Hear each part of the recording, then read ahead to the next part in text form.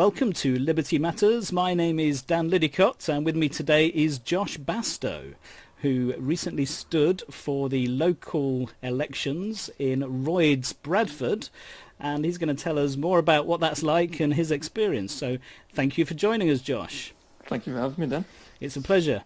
So there's a few firsts in it for your candidacy. First of all, you are the youngest candidate we've ever had stand for the party. And also, it's the first time we've had a candidate stand in the Royds Bradford ward. How do you feel about that? I feel pretty excited, to be honest. I'm quite chuffed. I mean, at 18 years of age, it's quite young, and a lot of people, especially when I was going round, were always asking, if you're just 18 years old, should you even be representing us? It's only a small part of the electorate, which is sort of my age. But I think it gave me quite an advantage in some ways, actually. Being able to look at the future and sort of say, actually, I don't want what's sort of been given to me already, which is this sort of Labour socialist government. And so I'm here to kind of change that and hopefully appeal to the young people in Bradford Royds, which is brilliant. what I'm sort of going for.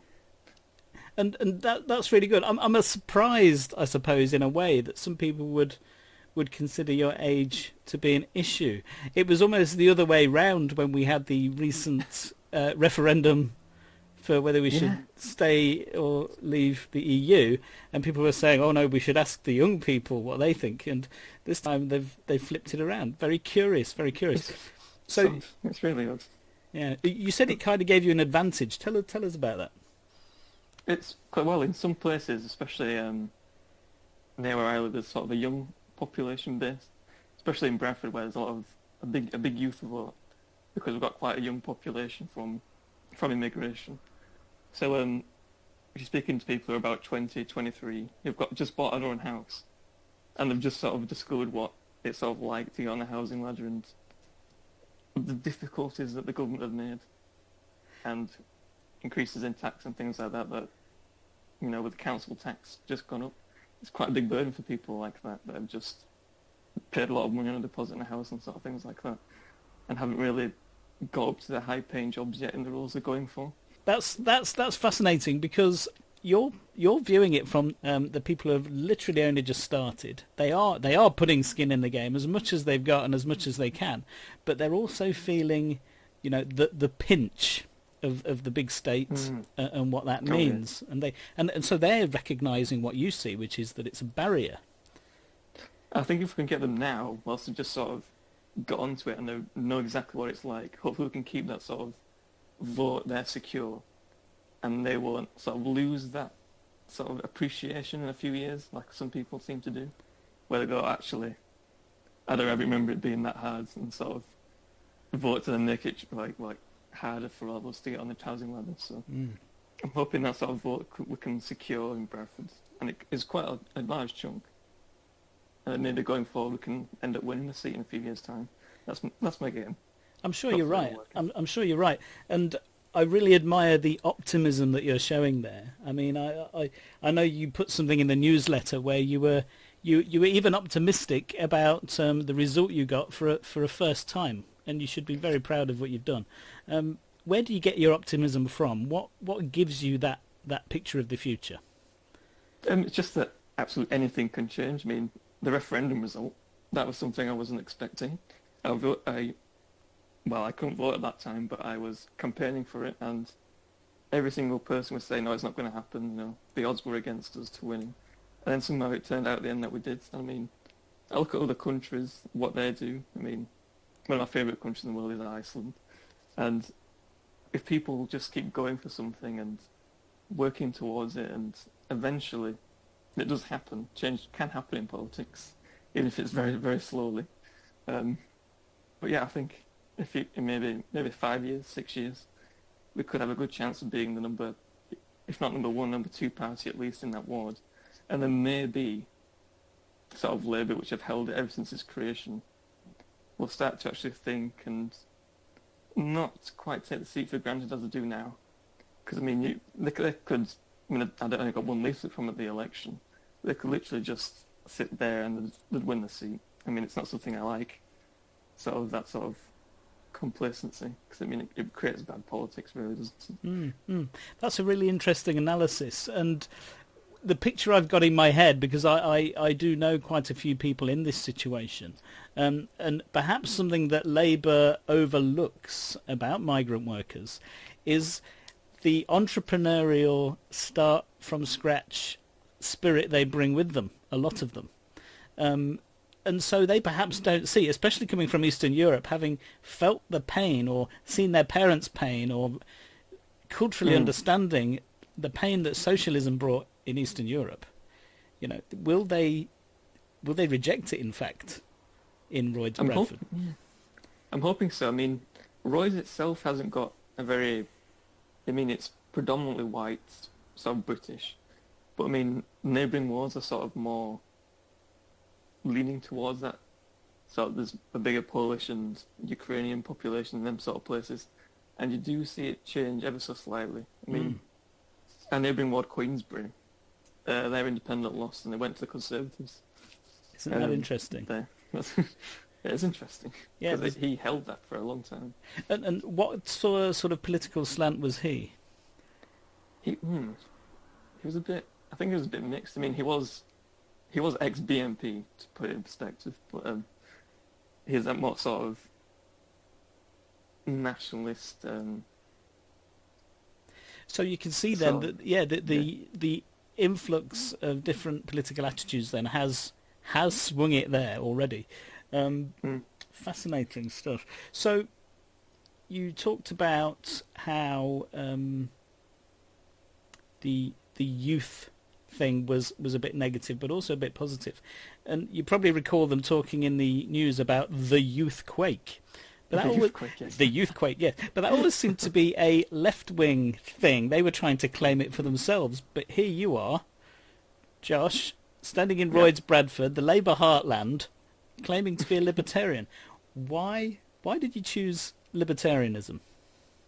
'Cause I think it's something that can appeal to everyone, even if you're not, a part of all the core beliefs of libertarianism. It sort of can bring people together. I mean, even when my parents, when I told them about it, they both voted Labour, pretty much their entire life, and they can see where I get sort of these ideas from, and the benefits of freeing people can actually have.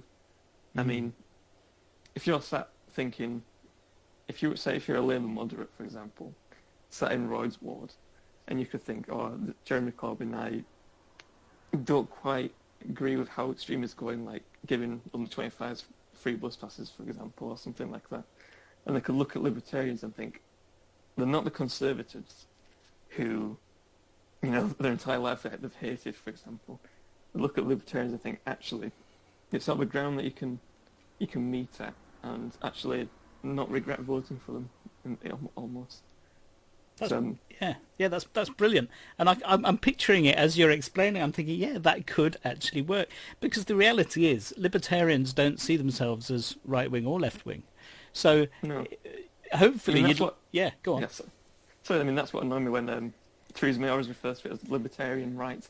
I never like that. I mean, I don't think, libertarianism is sort of a right-wing or far-right ideology, as she likes to put it. It's sort of... It doesn't really fit on a political spectrum as such.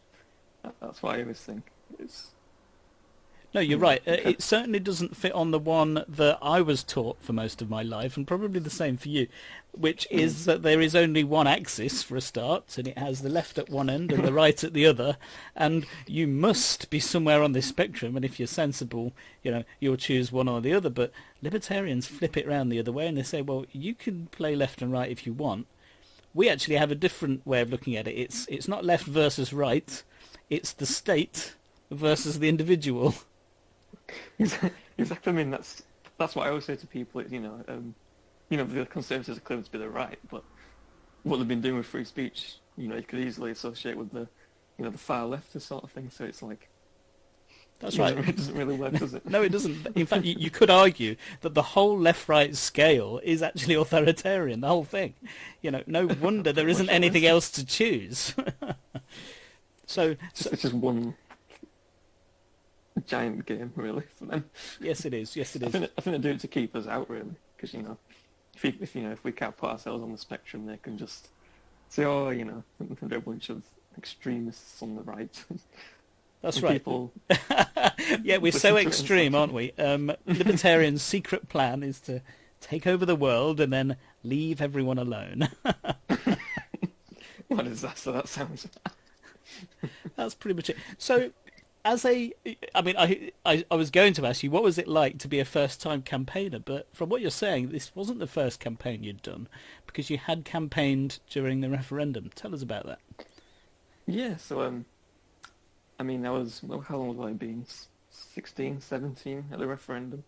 I mean, I was only young, but just then getting into it was mainly UKIP and Conservative members then, but you can learn the sort of the ropes of the game, I guess if you like, going around canvassing and delivering leaflets. There's a lot of things, the things that you should look out for on the doorstep as to whether you'll actually vote, likely to interact with you, sort of thing. Because that's one of the big things that I find most campaigning is that a lot of people, if you knocked on the door, a lot of people just wouldn't answer. Or, for example, there's one person who answered, looked at the leaflet and the thing I had and was like, I've voted Labour my whole life, there's no point even speaking to me, so I just sort of, I was prepared to try and challenge it, but I don't think it was worth it, sort of the efforts. And that's often the way, isn't it? I suppose for a new campaigner, what was it before you actually cut your teeth in the referendum, the Brexit campaign? What were your apprehensions before, and how quickly did you overcome them? I think the biggest one's got to be speaking to people that you don't know. Because you can get perceptions that everyone's going to answer the door and be absolutely horrific to you, or they're going to set the dogs on you or something. I mean, you always hear them stories, don't you? Like, You do. a campaigner's been attacked by a dog, And is that how it is in reality? No. I've heard dogs bark behind the door and, come up to the letterbox and things, but no one's ever threatened to set the dogs on me or anything like that. No. You just sort of learn the tricks, sort of like, use a pen to push things through if it's a bit of a dodgy letterbox. And so I just... That's fair enough. Mind you, I cut my training by doing paper rounds myself, so I've done plenty of doorways and things. But so you got involved in the Brexit campaign locally. What was it that made you decide this local election? I don't want to just campaign, I want to actually stand. I think it was that I just felt I could bring something which no one else could. I think I'm the only libertarian in the ward, but I thought, well, if I am, that's my responsibility to sort of branch out to other people in the ward and sort of say, look, this is what we can bring. You can come and join us to help turn Roy's Libertarian and free us all from the grasp. But I think campaigning is one thing, but then standing for elections almost different in a way that when you're going door to door, you can be like, if you vote for me, then I'll be the one that's actually sat there in a council. So it brings a nice connection with the people. They can be like, oh, if I get elected and you vote for me, you can just pop round and live a few doors away, sort of thing. That's right, that's right. And of course, libertarians often very positive about the idea of local government and people governing themselves. And I suppose it doesn't get any closer than your council election at the moment. That's the nearest thing you're going to get to that. How did you feel about the thought that you might actually be representing those people? I was unbelievably excited that I could do that. It's just that sort of faith that people put in you to say, actually, I want that person to sit there and stand up for us as a community. It's no greater honour, really, is there, than sort of that ability to know that people want to sit there and speak to you and be passionate about the beliefs. It's really interesting. I know, because I'm studying in Durham at the moment for my degree. But I know that recently the parish elections were held here, and one of the big things that every candidate shared in common was that sort of a hatred for the university. It was kind of funny because everyone was sort of already a balance between the I think it was a balance between the community and the university. Because I mean it's been expanding quite a bit, the university, and a lot of people are a bit worried that students are going to take over their city. So it's like, well, you couldn't really change that at a national level. It's sort of, well, this is an issue specific to, you know, our region, and it's for us to sort out, really. I mean, you can't go introducing laws to stop it in Whitehall. So, yeah. So getting really local there. You talked briefly about what an honour it was to have the faith and confidence of voters, and obviously you did get a fair number of people vote for you during the local election. 2% of the electorate. 2% from a party that came out of nowhere, as far as they're concerned. And yeah, they'd probably never heard of us, you know. That's right. That's a fantastic result. And in the middle of a Labour stronghold, you should be very proud of that. What was it like on the night? You know, if there'll be a lot of people listening to this podcast who, like yourself, 2 weeks ago had never stood for election, who are seriously contemplating doing so next year when there'll be a lot more local elections going on. Tell us about the night. What happens and what was it like? So after the poll closes, after you've been to cast your vote, go down to the the count. That's where, which was at Richardson Sports Centre. So I sort of go in there. I didn't really go with any expectations. I thought I'm probably not going to win. I mean, if turn it around on the first time is going to be, unbelievably difficult. So I sort of go in with smiling face, sort of thinking, looking around the count hall, a lot of red Labour rosettes. And one thing I noticed was a lot of people there would sort of look at my rosette and think, what party is this guy from? Sort of do sort of a weird stare at it, sort of, That's right. Before they look you in the eye, they look you in the rosette, don't they? That's one thing I found so amusing. It's like, who is this guy coming into our territory here? But no, so I went to the stand where they're counting the votes for Royds, and there was the UKIP candidate there. And actually, I spoke to him for quite some time. I mean, he got, I think it was 500 votes in the election. He came third. But I was speaking to him about libertarianism, and he said he considered himself quite libertarian, but he was of that mindset that UKIP was in itself libertarian, and that he wanted to bring it round to be more libertarian, and wouldn't leave the party almost. Because I said to him that having someone with good experience like him, he's stood for election many times. He stood at the last two general elections. I mean, helping out with campaigning and things would be invaluable experience. And but no, that was a bit of a shame. But he wasn't nasty or anything, which was something which pleased me, because it was just sort of like a friendly discussion. It was sort of like, we share the same hatred of we want Labour out of the council. But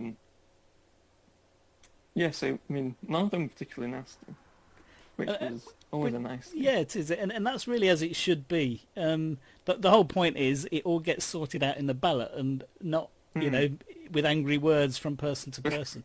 And you're not alone. On Facebook. That's right. We'll keep the aggro to the online, please. Thank you very much. So you did that. Obviously, you've got a certain amount of excitement and apprehension of what the outcome's actually going to be, and then they announce. How did you feel? I mean, I was quite excited to hear my name. The first name on the ballot paper, so the first name I read out, it was Joshua Harry Bastow, 69. I thought, well, I got more than I thought I was going to get.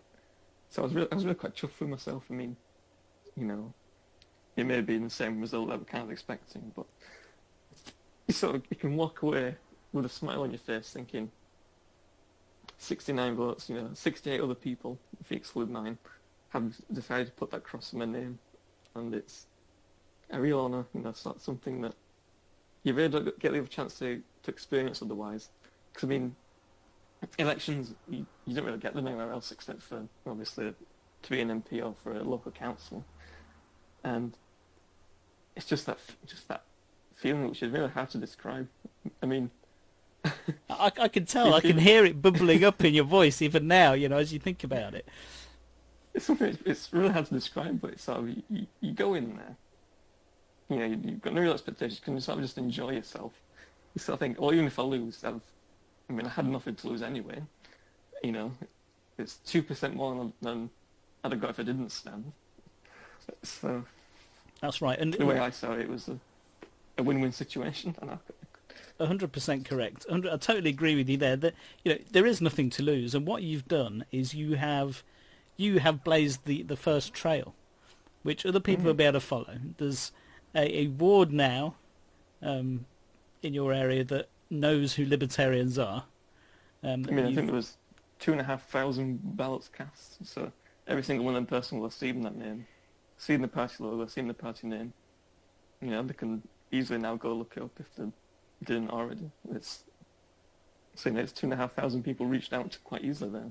Absolutely brilliant. Absolutely brilliant. And not only that, they would have seen what you particularly stood for. Tell us about the particular campaign points that you were pushing. I mean, one of the interesting ones from my point of view was the speed limits. Because, I mean, in the local paper that they had, well, it was in Bradford, sorry, 20 mile an hour zones were absolutely hated. You know, 80% of the people said they shouldn't be there. So one of the things I tried to play in was I oppose 20 mile an hour speed limits. So if anyone sort of questioned me, sort of saying, "Oh, isn't this really unsafe for our children or something?" I could be like, "Well, if you look at the research from the city of Bath, who put them up at quite an expense, I think it was £300,000, they've had very little impact, and it's sort of should we be wasting that money, which is coming from your pocket? Let's be honest."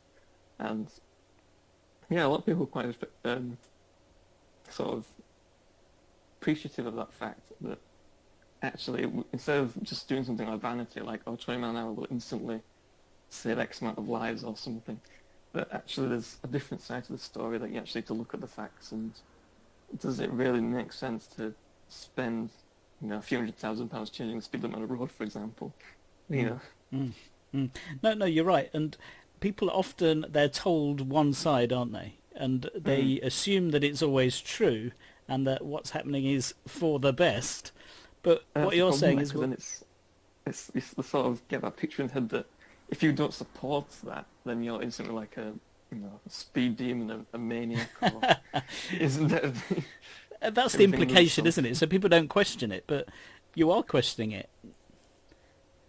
It does spark a debate, People will go, even if they don't quite agree with it, most of the time they sort of go away thinking, actually, thinking a bit more critically about the arguments that they've been told. But that's one thing that I like to hear, I mean, I've changed my mind, but I've actually listened to the other opinion and not instantly shot them down with, effing and blinding at everything under the sun, so...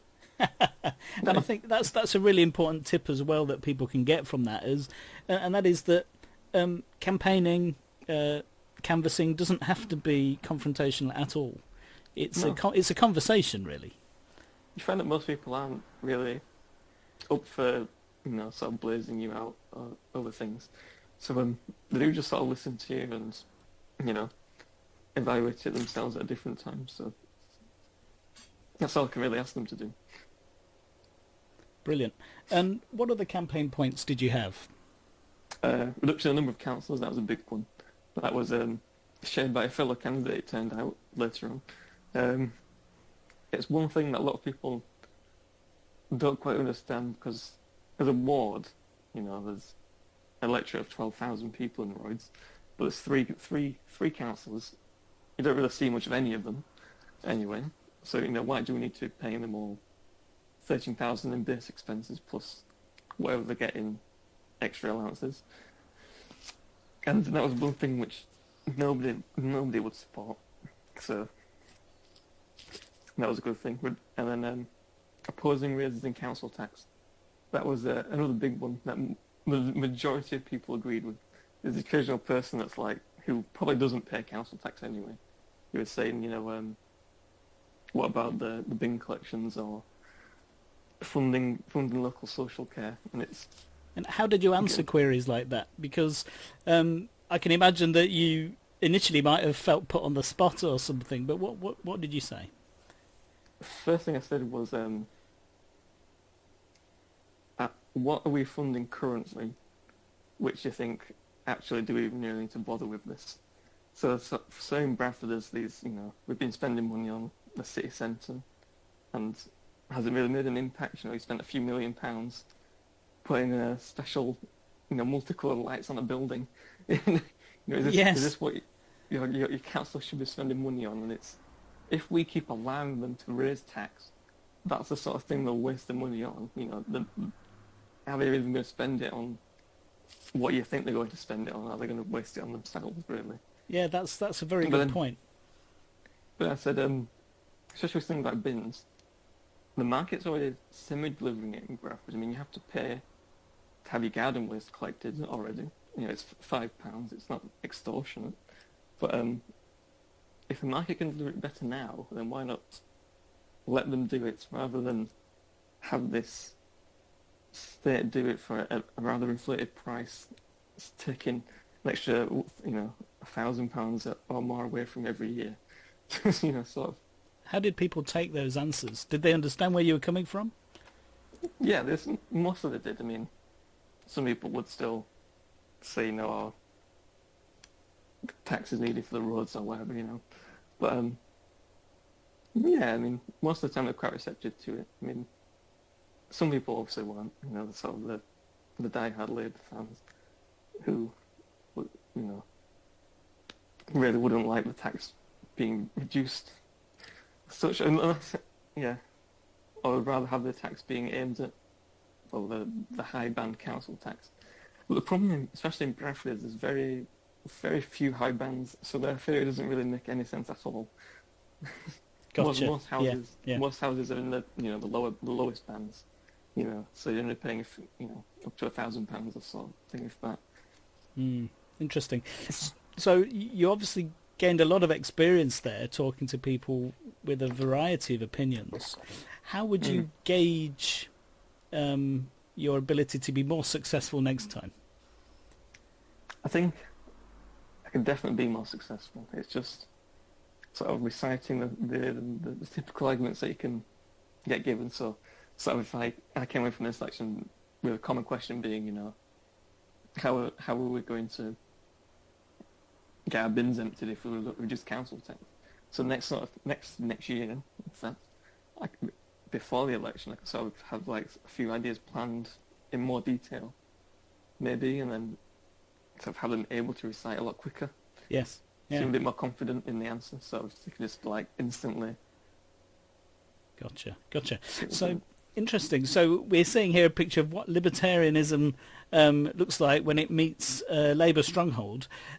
How was that in your personal life, though? I mean, probably a lot of your friends would have been traditionally Labour, family. How did they respond to you standing for the Libertarian Party? To be fair, most of them weren't. So, say if it was a Conservative, there'd be that sort of hatred around it. Devil Conservative, what they're doing here. But with Libertarianism, it's a bit different because they never really heard of it. They couldn't really say anything at first. I mean, I'd tell them about it and they'd sort of say, "Oh yeah, that's quite interesting. It's not something you've ever really heard before." But sometimes they'd agree with you, and it'd be like, "Oh, you've got through to them," and it's quite a nice feeling. I mean, especially with my family. Obviously they voted Labour most of the time, but when I stood for election, I mean, some of the fact they'd been that I was the son or brother or whatever, but yeah, they sort of learn about it, experience a different political side, and actually an alternative that could work better, which has sort of been shrouded out in the traditional politics in Bradford, Because, Yeah. I mean, some people do realise that, I mean, Bradford's been Labour, well, especially in my area, Bradford's been Labour Bradford South's been Labour since the Second World War. But keep returning these Labour MPs or councillors, and nothing's actually changing, nothing's getting any better. So some people do look and think, actually, maybe it's time for a change. Maybe we don't want the Conservatives in for whatever reason that may be, traditional hatred or Yes. persecution by the peers for voting Conservative. Yes, of course. Libertarianism is sort of a nice place to go for them, because they can't really say anything bad at the moment, and sort of Conservatives or Labour. So it's quite a nice little place for people to go. Yeah, brilliant. That does sound very promising for the future. And for yourself, are you going to stand again? Yeah, I mean, especially in the council. I mean, you don't pay a deposit. It's very easy. You only need 10 signatures to get on the ballot paper. Since I know how to do it all this year as well, next year will be a lot easier. I can just print off the paperwork. Easily get it done in less time, shall I say, rather than sort of having to communicate with Scott. I mean, obviously they'll always be there if they ever need assistance, but having the ability to just go in straight and I know what I'm doing. Yes, yeah. I can get it done a lot quicker. Absolutely. You mentioned Scott briefly there. We interviewed him yesterday. We spoke a bit about his role in supporting new candidates like yourself. How was the experience interacting with the party and getting that support? I think it's fabulous. I couldn't have asked for any more, to be honest with you. I mean, he'd always send out regular emails sort of saying, this is what you need to be doing in great depth, so they can actually understand, unlike the Electoral Commission's That's true. comprehensive website. Yeah. But yeah, you could send him an email quite easily and he'd reply fairly quickly, as quickly as he could, really, if you had any questions. So I really couldn't ask for any more. So you felt well supported? I mean, you designed my leaflet for me quite quickly, and to a very high standard. I was very pleased with it. Well, I'm glad to hear you say so. I'm starting to blush. No, Yeah. it's got red. Oh. Fantastic. And just to sort of bring the podcast to a close, your thoughts on the future of libertarianism in the UK and in your area? Well, I think one day, maybe I'll be 50 or so by then, but I think one day we can return a libertarian government. I mean, we're seeing it slowly in the States, and the Libertarian Party there has been more successful recently than it has been before, mainly due to, obviously, the divide in politics there. But I think in the UK we're starting to experience something quite similar. I mean, we had the pro freedom of speech march not too long ago, and that had a very nice reception. I was quite impressed with that. And it's sort of slowly turning people around to seeing liberty in how it benefits them. Because people are very individualist, at heart, really. Everyone's quite selfish. They look after themselves and their family.